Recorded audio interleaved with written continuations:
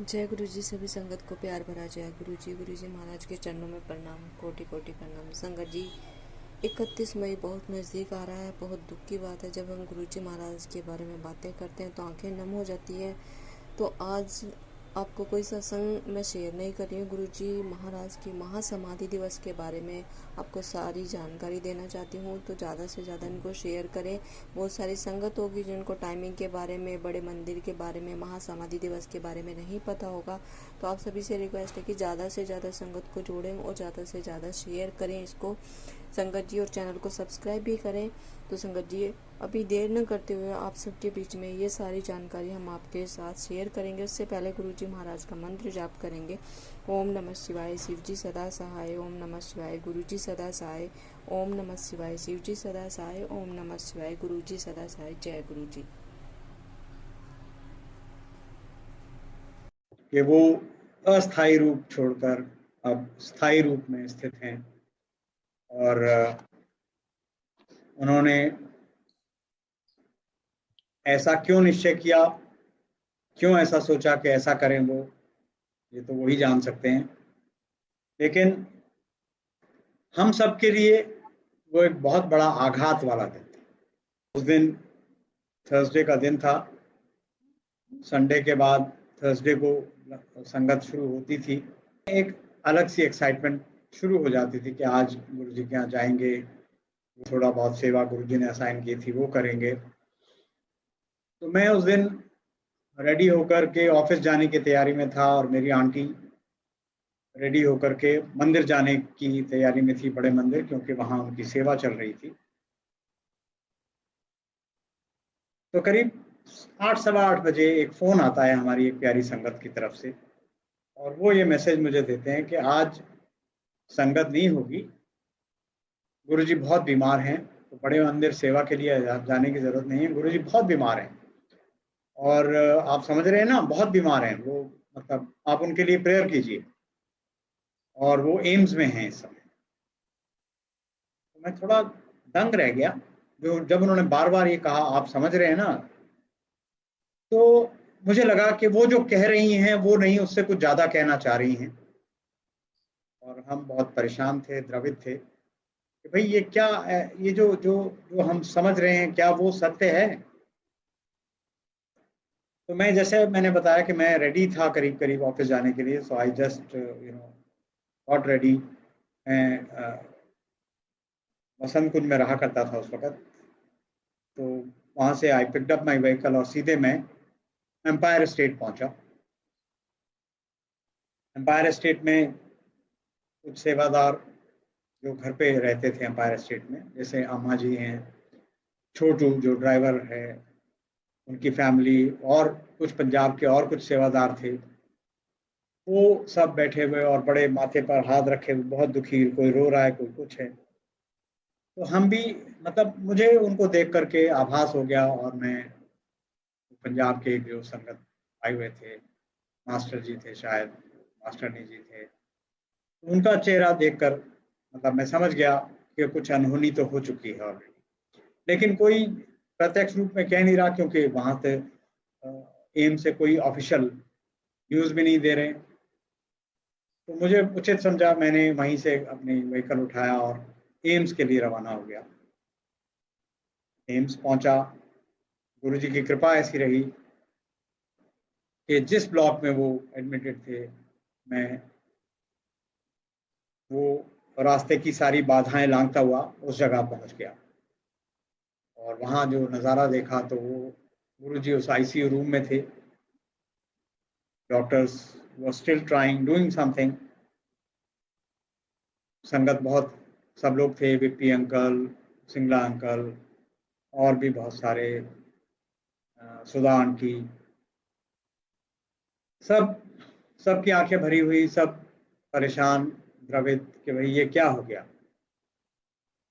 और कुछ देर बाद कृष्णा बहन जी पंजाब से, जालंधर से, और बापू जी पिंड से, और भी कुछ संगत के, पंजाब संगत के कई साथी, टीटू अंकल इत्यादि इत्यादि, कई लोग एक साथ वहां पहुंचे सब। क्योंकि गुरुजी रात से वहाँ देर रात से करीब 3 बजे का समय होगा, 2:30 पौने 3 बजे का समय, तब से वो वहाँ हॉस्पिटल में थे। उनको तकलीफ हो रही थी।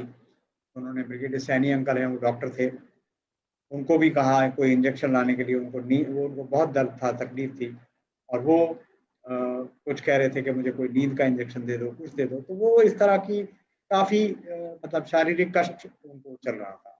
वो तो खैर उनकी लीला थी, जी अंकल को मालूम था, वो और किसी को नहीं मालूम था। बहुत से लोगों को, बहुत गिने चुने लोगों को ही मालूम रहा होगा कि वो चले जाएंगे जब 84 लाख जीवों का उद्धार कर लेंगे। तो वो तो जैसे कहा जाए कि गुरुजी ने तो तय कर ही रखा था, तो डॉक्टर्स के हाथ में तो क्या रहना था। डॉक्टर्स तो सिर्फ मतलब खाली हाथ पांव चला रहे थे। वो हाथ पांव चलाते हुए जब करीब 11 बजे के आसपास ये एक ऑफिशियल अनाउंसमेंट कर दी गई कि गुरुजी अब इस रूप में नहीं रहे। बिल्कुल हम टूट गए थे, द्रवित हो गए थे कि भाई क्या करें, कैसे, मतलब कैसे ये क्षति कैसे बर्दाश्त होगी हमसे, क्योंकि हम तो उनसे नेह लगा बैठे थे ना, उनके इस इनके इस शरीर से, इनके इस स्वरूप से हम नेह लगा बैठे थे। हमें कभी सोचा भी नहीं, स्वप्न में भी नहीं कभी ये सोच आई कि हम यहाँ होंगे और गुरुजी नहीं होंगे। हम तो ये सोच रहे थे चलो अब हमारा कल्याण निश्चित है, गुरुजी जैसे महापुरुष हमारे जीवन में हैं। हमें अब जब हम अंतिम यात्रा पर जाएंगे तो गुरुजी हमारे सहाय होंगे, गुरुजी हमारे को ब्लेस कर रहे होंगे। ब्लेस तो अभी भी करेंगे, लेकिन तब तक ये समझ नहीं आई थी मन में, ये हम नहीं जान पाए थे कि ऐसा कुछ हो। तो मैं जब वहाँ नीचे उतरा, गाड़ी में बैठा, चला, तो गाड़ी में मेरे एक कैसेट पड़ी थी। एक ही कैसेट थी, अक्सर से 5-6 कैसेट्स या कोई सीडी शब्द की और इस तरह की कोई ना कोई गाड़ी के डैशबोर्ड में रहती थी। लेकिन उस दिन एक ही शब्द था, और वो था कि जिंद मेरी मिट्टी दिए ढेरिए एक दिन चलना। तो ये गुरुजी का तरीका था मुझे बताने का कि भाई एक दिन जो इस शरीर में आया है उसने जाना है, चाहे वो गुरुजी ही क्यों ना हो, और हम सबको जाना है। तो खैर बड़े मंदिर पहुंचे, जो भी वहाँ तैयारियां करनी थी, साफ सफाई करा करके गुरुजी को वहाँ लाया जाना था, उनके अंतिम दर्शनों के लिए संगत ताकि आके दर्शन कर सके। तब तक सारी संगत में ये बात फैल चुकी थी। कुछ लोगों को नहीं भी पता था, तो वो रात को वो वहाँ पहुंचे एम्पायर स्टेट में संगत अटेंड करने के लिए, लेकिन तब वो सूचना मिल गई। तो 31 को और 1 को उनको वहीं उस रूप में रखा गया, और 2 तारीख को उनके शरीर को अपनी दी गई। तो मेरा सौभाग्य रहा कि मैं उन दिनों सेवा में था, सेवारत था। मुझे ये सेवा का भी हिस्सेदार होने का मौका मिला, इसे मैं सौभाग्य समझता हूँ कि इन कंधों ने गुरुजी के उस शरीर को उठाए और संगत के साथ हम लाए, जहाँ आप समाधि है वहाँ पर उनको पेश किया गया शैया पर, और उसको अग्नि दी गई। मेरा सौभाग्य था कि मैं उनके चरण स्पर्श कर सकूं, चरण को दबा सकूं थोड़ी देर के लिए। मैं चरण पकड़े खड़ा रहा काफी देर। बिलीव मी संगत जी के उस दिन के चरण स्पर्श में और जो पहले कभी संगत के दौरान जब हम एम्पायर स्टेट में गुरुजी के चरण छूते थे, उसमें कोई अंतर नहीं। वो वैसे ही स्थिर, वैसे ही एकदम सख्त संगमरमर की तरह थे जैसे एम्पायर स्टेट में हुआ करते थे। वो उतने ही कोमल तब भी थे जितने कोमल वो एम्पायर स्टेट में कमल के फूल के समान हुआ। हम सवाल पे सवाल पूछे जा रहे हैं गुरुजी से मन ही मन में, गुरुजी ये क्यों किया, ये क्यों हुआ, अब क्या होगा हमारा, हम तो अनाथ हो गए।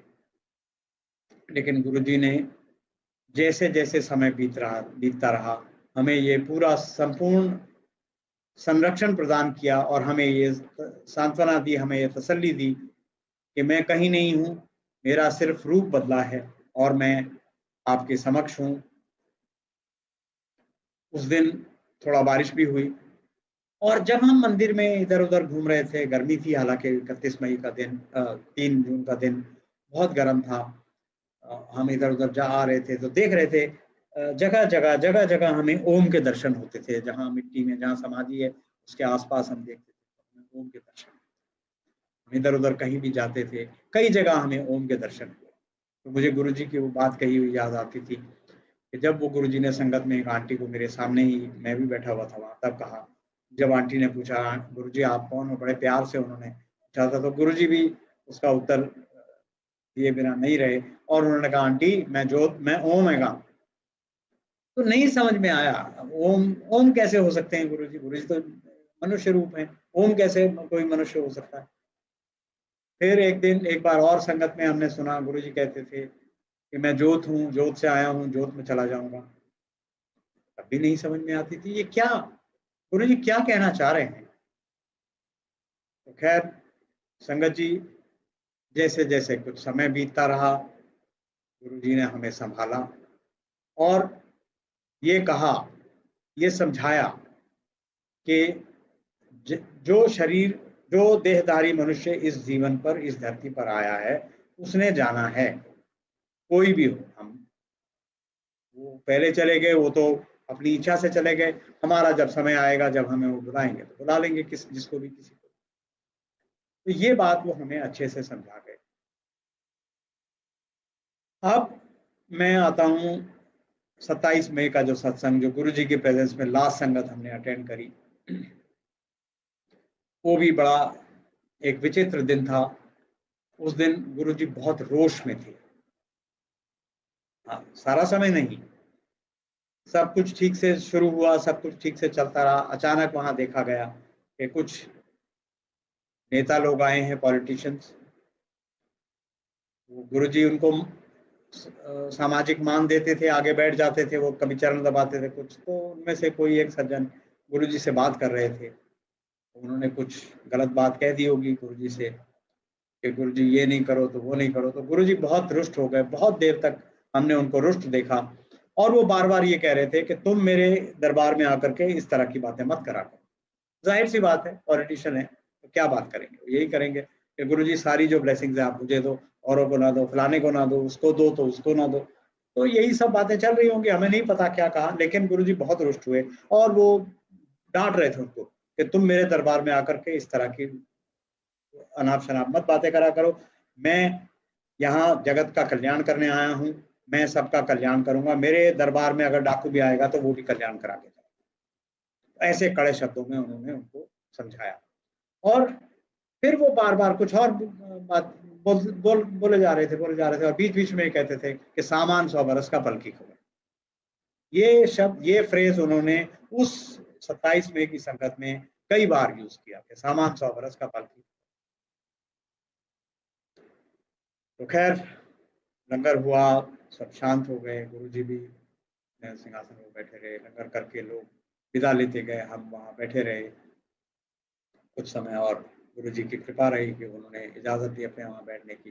फिर कड़ा प्रसाद बना, फिर सबने छका, फिर सदा मासूम अंकल आंटी वहां पर थे तो गुरुजी ने उनसे गाने के लिए कहा और वो अपना फेवरेट सॉन्ग जो है, लग जा गले के फिर ये हंसी रात हो ना हो, शायद फिर इस जन्म में मुलाकात हो। पता नहीं वो क्या कहना चाह रहे थे हमसे, हमको नहीं पता, नहीं समझ में आता।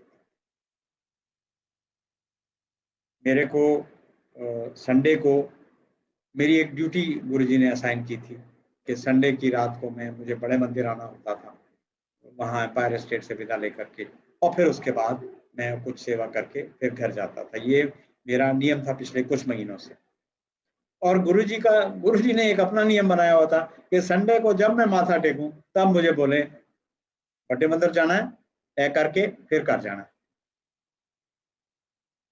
उस दिन कुछ नहीं कहा, मैंने माथा टेक के जैसे ही सिर उठाया, मैं अपेक्षा कर रहा था कि वो कुछ बोलेंगे, कुछ नहीं। बहुत प्यार से, बहुत ही वो अनूठी स्माइल, शायद उससे पहले ना देखी गई हो, शायद उसके बाद तो नहीं देखी गई है। और उस अनूठी स्माइल के साथ उन्होंने बस ऐसे इशारा करके मुझे विदा किया, जाओ। ऐसे ऐसे ऐसे भी कर देते थे और वो बड़ी स्माइल के साथ। तो वो मैं भूल नहीं सकता। तो ये 2 दिन इतने महत्वपूर्ण मेरे जीवन के, जिसमें हमने गुरुजी को शरीर से अग्नि में समर्पित होते देखा, गुरुजी के स्वरूप से उनको शिव स्वरूप में समर्पित होते देखा। ये मेरे आज जब मुझे कहा गया कि संगत सत्संग मुझे शेयर करना है, तो ये भावनाएं मेरे मन में आई। दूसरी बात एक और है संगत जी के गुरुजी हमें ब्लेस कर रहे थे जब हम उनसे नहीं भी मिले थे।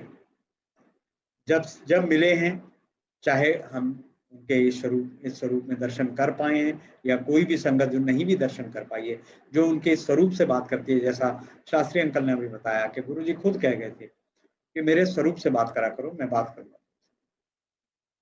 और हम वो, ये शिकायत भी हम सबको रहती है कि लोग उसी स्वरूप को एडिट करने में लगे रहते हैं, कोई कलर चेंज कर रहा है, कोई उसके ऊपर कुछ लिख रहा है, कुछ है। तो हम उनसे आज के दिन एक अनुरोध फिर से करना चाहते हैं कि प्लीज उसको एडिट ना करा करें, उसको भगवान की एक मूर्ति, एक प्रतिमा, एक छवि समझकर उसको रखें और उसको मन में हमेशा धारें।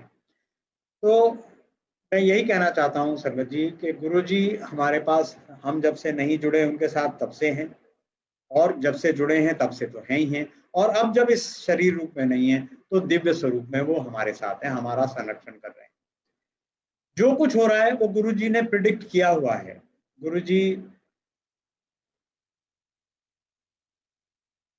मेरा सौभाग्य रहा कि गुरुजी के जो संगत रही, मैं फरवरी 2000 में मुझे पहली बार उनके दर्शन का मौका मिला, और तब से लेकर के जो 27 मई की जो लास्ट संगत थी, उस दौरान में बीच में 2007 की, उस दौरान गुरुजी ने बहुत कम मेरे से वो संगत मिस कराई, मुझे अपने शरण में रखा, अपने सेवा में रखा। तो बड़ा सौभाग्यवान मानता हूँ मैं अपने आप को। और उसके बाद जैसा मैंने बताया कि हम टूट चुके थे, लेकिन फिर भी गुरुजी ने धीरे धीरे संभाला, और हमारे को ऐसे क्लियर इंडिकेशन मिले कि ये देखो मैं हूँ, ये मैं कर रहा हूँ, ये तुम्हारे साथ मैं हूँ, ये तो ये। लेकिन गुरुजी की बात, सबसे बड़ी बात जो यही कहने की ये है संगत जी, कि गुरुजी ने, हम उसको डिविनिटी कह लें, हम उसको सेरेनिटी कह लें, हम उसको जो भी उनका स्वरूप कह लें, वो उन्होंने हमें जो मार्ग दिखाए, चाहे वो गुरु के रूप में, चाहे वो भगवान शिव के रूप में, हमें उनका अनुसरण करते रहना चाहिए। तभी हम सच्ची एक श्रद्धांजलि, आज के दिन हम उनकी जो ब्लेसिंग्स रिसीव कर रहे हैं इतनी ज्यादा, तभी हम उसके साथ न्याय कर पाएंगे कि गुरुजी की कही बात को हम हमेशा धारण करें मन में। तो कैसे? गुरुजी 4 प्रमुख बातें बोल के गए। अच्छे कर्म करो, सेवा, सिमरन और दान करो। और ये सेवा, सिमरन और दान उन्होंने कहा गुप्त रूप में होने चाहिए। आप गुप्त करो, पाठ भी करना है तो मन में करो, अपने घर में हम जो भी जैसे भी मर्जी करें, लेकिन सोशल उसमें ऐसा नहीं कि हम माला फेरते दिखें, या दान कर दें, एक पंखा लगवा दें तो वहां लगा जाए कि सो ने ये पंखा लगवाया, तो वो इन चीजों को स्वीकृति नहीं देते थे। यही सबसे बड़ी हमारी श्रद्धांजलि गुरुजी के लिए यही होगी कि जो वो मार्ग हमें दिखा गए हैं, उस मार्ग से हटना नहीं है, उस मार्ग पर आगे चलते रहना है। हम भूलनहार हैं, हम भूल जाते हैं, हम कमजोर हैं, हम हट जाते हैं, लेकिन गुरुजी से यही अरदास करते रहना है कि गुरुजी आप हमें अपने शरण में हमेशा हमेशा रखो, और जो मार्ग आपने बताया है मैं उस पर चाहे धीरे, चाहे तेज, चाहे जैसे भी अमल करता रहूं। आप उसमें मेरी सहायता करो, आप वहां पकड़ के रखो मेरी, आप छोड़ो नहीं। तो ये अगर हम कहते हैं गुरुजी से, ये अगर हम गुरुजी को अरदास करते रहते हैं, तो गुरुजी हमारे सदैव हमेशा हमारे साथ है। ऐसा नहीं कि अगर हमसे भूल चूक होगी तो वो साथ नहीं होंगे, ऐसा बिल्कुल भी नहीं है। वो तब भी हमारे साथ हैं, लेकिन हमारा ये कर्तव्य बनता है। गुरुजी ने पूजा पाठ नियम को भी बहुत सिंपल, सरल बना दिया। वो तो कहते थे कभी भी कहीं भी सिमरन करो, कलयुग में नाम की महिमा है। उन्होंने नाम भी दिया, तो वो भी हमारे ऊपर छोड़ दिया, जो नाम हम जपना चाहें वो जपें। हमें मंत्र जाप दिया है, संगत करने लगी है और हम सब करने लगे हैं। अगर हमारे मन में कोई और जाप है तो हम वो भी कर सकते हैं, लेकिन भावना तो ये है कि हमको उस जप में, उस तप में इन्वॉल्व रहना है, उस नाम को भूलना नहीं है। वो नाम सिर्फ नाम नहीं याद रखना है, वो ये याद रखना है कि वो हमेशा गुरु मेरे संग सदा है नाले, सिमर सिमर रखे प्रतिपाल। तो ये बात हमेशा अपने मन में धारण करनी है कि गुरु जी हमारे साथ सदैव सदैव के लिए हैं। सिर्फ ऐसा नहीं है कि नहीं अगर हम नाम लेंगे तो ही वो, जी नहीं, ऐसा नहीं।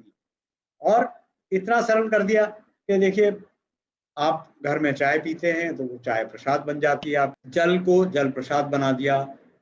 जो हम आम प्राय जो भोजन करते हैं दिन में या रात में, उसको हमने उसको लंगर बना दिया, गुरुजी ने लंगर प्रसाद बना दिया।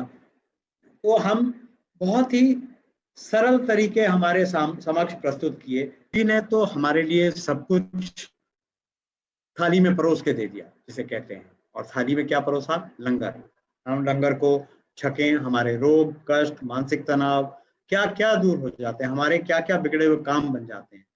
ये इसका प्रत्यक्ष मैं जब आंटी हमारी जो आंटी के एलिमेंट की वजह से मैं गुरुजी के दरबार में पहुंचा था सन 2000 में, और आंटी को कुछ खाना नहीं डाइजेस्ट होता था, लेकिन जो लंगर प्रसाद ने ऐसी कृपा करी कि आंटी की काया पलट हो गई। और गुरुजी भी कहा करते थे कि देख ले मरण चली सी हुन कितनी सोनी हो गई। तो हम यही गुरुजी से अरदास करते हैं और गुरुजी से यही कहते हैं कि गुरुजी आप हमें अपने शरण में रखो, हमेशा सारी संगत का कल्याण करो। गुरुजी तो कह गए कि हमारा टाइम आने वाला है और हमारा टाइम आ गया है। अभी और इससे आगे कितना माड़ा टाइम आने वाला है हमको नहीं पता। और ये भी संगत जी हम माने कि ये जो माड़ा समय है ये हमारी ही देन है, हमारी वजह से हुआ है। तो अगर हम अगर इससे बचना चाहते हैं तो हम गुरु जी के सिमरन में, मंत्र जाप में, शिव पुराण पढ़ने में, शब्द कीर्तन सुनने में अधिक से अधिक समय लगाएं। लोगों अगर किसी की सेवा हम कर सकते हैं तो वो सेवा करें, किसी के लिए हम दान पुण्य कर सकते हैं तो वो करें। ऐसा करने से हमें ये नहीं सोचना चाहिए कि हम किसी के लिए कर रहे हैं। ये जो जितनी भी ये क्रियाएं हैं ये सब हमारा भला करेंगी, हमारे लिए हमारे जो यमलोक का मार्ग जो है वो प्रशस्त करती हैं। तो इसलिए गुरुजी ने जो कुछ भी दिया, देखिए शिव पुराण में आज ही मैं पढ़ रहा था कि वो गुरुजी जो है, शिव जी जो है वो एक ही हैं, महाशिव सदाशिव। गुरुजी भी कहा करते थे मैं सदाशिव हूँ, मैं महाशिव हूँ, सबसे ऊपर। गुरुजी कहते थे कि शिव जी ने तो 2 ब्याह किए, मैं तो कीता नहीं। तो वो यही है कि वो जो एक शिव है वो कामना रहित है, लेकिन वो हम सबकी कामनाओं की पूर्ति करते हैं। हमारे मन में जो भी इच्छाएं चल रही है, हमारे को कुछ अच्छा पहनने को पसंद है तो वो उसकी कामना पूरी करते हैं। हमें हमारे घर में कोई सन डॉटर नहीं है, बच्चा नहीं है, ग्रैंड सन नहीं है, तो वो उसकी भी कामना पूरी करते हैं। जहाँ तक मैं अपने निजी व्यक्तिगत रूप से बताऊं कि उन्होंने मेरी आंटी का हेल्थ का कल्याण किया, उन्होंने मेरे हेल्थ के इश्यूज कई बार ट्रीट किए, मेरे बच्चों की एजुकेशन से लेकर के मैरिज, और फिर अभी 2-3 साल पहले उन्होंने एक बहुत सुंदर ग्रैंडसन हमको बहुत प्यारा सा दिया। तो कहने का ये है कि दुनिया की कोई ऐसी चीज नहीं है जो उनके लिए अदेय है। वो इसलिए नहीं कहते थे मांगो मत कि भाई वो दे नहीं सकते, वो तो सब कुछ दे सकते हैं, लेकिन जो मांगी हुई वस्तु है, जो कही हुई वस्तु है, वो क्या हमारे सही काम आएगी या नहीं आएगी, इसलिए वो मना करते थे। हमने देखा है शिव पुराण जब हम पढ़ते हैं, असुरों ने क्या क्या मांगा भगवान ब्रह्मा जी से, विष्णु जी से, शिव जी से, लेकिन क्या हुआ? सब व्यर्थ हो गया, अंत तो गत्वा। अल्टीमेटली उन्होंने अपने ऊपर इतना भारी सुरक्षा कवच बना दिया कि वो स्मार्टनेस दिखाई नहीं, लेकिन उस स्मार्टनेस को भगवान ने अपनी स्मार्टनेस से भेज दिया, उसको उसको तीर दिया। तो इसीलिए गुरुजी बार बार कहते थे कि मंगो नहीं मनो, सिर्फ मानने से ही सब कुछ मिल जाता है, तो मांगने की जरूरत कहाँ है। सबसे बड़ी बात तो ये है कि जब हम कहते हैं कि हम गुरुजी हम आपके बच्चे हैं, हम आपसे कनेक्टेड हैं, और उनका पिता का कर्तव्य है कि वो हमें जेब खर्च भी देगा, अगर हमें चोट लग जाएगी तो हमें उठा के मरहम पट्टी भी कराएगा। तो यही सब बातें हमारे को अपने जहन में रखनी है और उनके साथ जुड़े रहने का प्रयास करना है। हमसे भी गलतियां हुई हैं, सबसे होती हैं, पहले भी हुई हैं, गुरुजी के रहते हुए भी हुई होंगी। ऐसा कुछ नहीं है कि हम तो गलती करते रहते हैं, आप भी कर रहे हैं, आगे भी शायद करते रहेंगे, लेकिन उनसे अपनी गलती की क्षमा मांगनी है, उनसे सभी समय अरदास करनी है कि गुरुजी हमें सत्कर्म में लगाओ, हमें जो जो आपकी डेफिनेशन है सत्कर्म की, सेवा की, सिमरन की, दान की, वो सब हमसे कराओ, ताकि हमारा आगे आने वाला मार्ग प्रशस्त हो। और गुरुजी कहा करते थे, एक नहीं, एक के आने से मेरे या मेरे किसी और, मैं अगर मैं सिर्फ मैं और अपनी पत्नी के साथ जाता हूँ या मैं अकेला भी जाता हूँ, तो मेरा ही नहीं, पूरे परिवार का, पूरे कुल का कल्याण गुरुजी कर देते। तो ये शिव पुराण में भी हमें बार बार बात बताई जाती है।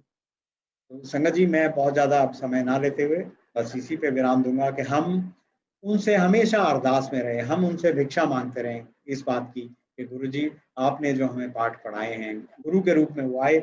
ये बड़ा स्पष्ट है, शिव पुराण से भी स्पष्ट होता है कि जब शिव जी ने ब्रह्मा जी को कहा कि नहीं, इस सृष्टि की रचना आप करो, मैं तो गुरु का रूप धारण करके कलयुग में जो व्यथित, जो रोगी और दुखी जीव होंगे अपने कर्मों के कर्म बंधन की वजह से, मैं उनका कल्याण करने के लिए गुरु का रूप धारण करके जाऊंगा। गुरु जी आए, गुरु जी ने हमारे सबको न केवल हमारे रोग कष्ट दुख सब हरे, और हमें ऐसा मार्ग भी दिखा गए हैं, बता गए हैं, स्पष्ट है और बहुत सरल मार्ग है। आप पढ़ रहे हैं शिव पुराण में, क्या क्या कर्म कांड करना पड़ता है, कितनी तपस्या करनी पड़ती है। तो संगत जी, मैं सारी सर्वोदय भले के लिए मैं ये अरदास करता हूँ कि गुरु जी आप हमेशा हमें अपनी शरण में रखें। सब संगत के लिए मेरी अरदास है, गुरु जी आप हमारे अपराध क्षमा करें, आप हमें अपनी शरण में हमेशा रखें, अपना बनाए रखें, ताकि हम विचलित ना हों और भटके ना। इसी के साथ मैं आज का ये सत्संग समाप्त करता हूँ। जय गुरु जी। संगत जी, आशा करती हूँ कि गुरुजी के महासमाधि दिवस के बारे में आप अपनी श्रद्धा भाव के साथ सुना होगा। आपको अच्छा लगे जानकारी तो ज़्यादा से ज़्यादा शेयर करें, चैनल को सब्सक्राइब भी करें, ज़्यादा से ज़्यादा गुरु परिवार को अपने साथ जोड़ें और महासमाधि दिवस में ज़्यादा से ज़्यादा संगत को अपने साथ लेके जाएं और गुरुजी महाराज की ब्लेसिंग लें। जय गुरुजी, शुक्राना गुरुजी, लव यू गुरुजी महाराज। ओम नमः शिवाय, शिव जी सदा सहाय। ओम नमः शिवाय, गुरुजी सदा सहाय। ओम नमः शिवाय, शिव जी सदा सहाय। ओम नमः शिवाय, गुरुजी सदा सहाय। जय गुरुजी, शुक्राना गुरुजी, अनंतम अनंतम शुक्राना मेरे मालिका।